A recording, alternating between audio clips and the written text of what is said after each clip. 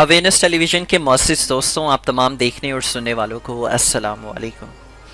मोहिंजोदाड़ो 5000 साला पाकिस्तान का कदीम शहर, वादी सिंध की कदीम तहजीब का एक अहम मरकज़ था।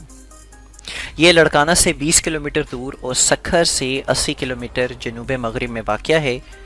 इस शहर की अहमियत और दिलचस्प हक़ाइक़ से आगाह करेंगे, लेकिन मौजू की तरफ जाने से पहले चैनल पर नए आने वाले दोस्तों से दरख्वास्त है कि यूट्यूब के इस मुनफरिद चैनल को सब्सक्राइब करें और साथ मौजूद घंटी के बटन को भी दबा दें, ताकि इल्मी, अदबी और तारीख़ी वीडियो के नोटिफिकेशन आप तक बाकायदगी के साथ पहुँचते रहें।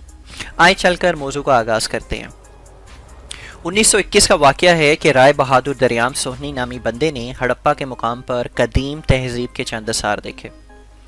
इसके एक साल बाद इसी तरह के आसार रखाल दास बनर्जी को मोहिंजोदाड़ो की सरजमीन पर नजर आए।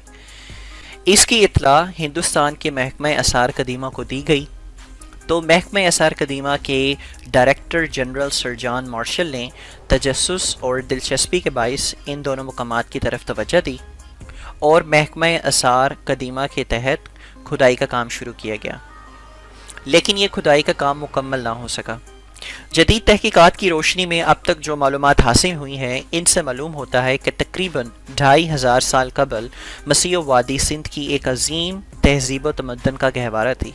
इस वादी में एक बाज़ाब्ता मुस्तहकम हुकूमत कायम थी और ये हुकूमत सदियों से मजबूत चली आ रही थी।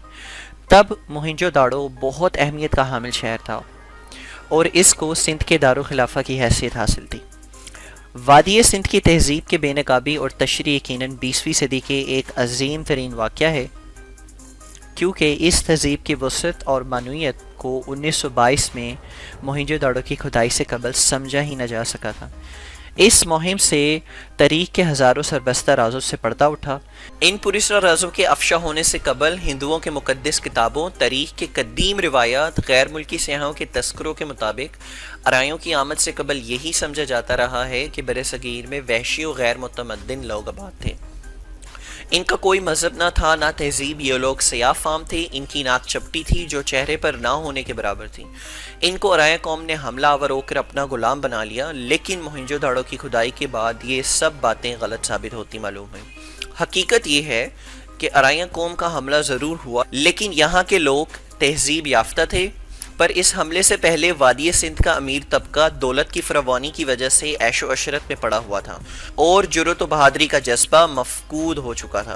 बाकायदा फ़ौज भी ना होने के बराबर थी। यही वजह है कि अपनी तसाहिल पसंदी और बुज़दिली की वजह से ये आराइयों से मगलूब हो गए, वरना तब से 500 साल कबल वादी सिंध में ऐसे ज़हीन, बाशऊर और महज़िब लोग आबाद थे जो किसी भी मुतमद्दिन तहजीब से पीछे ना थे।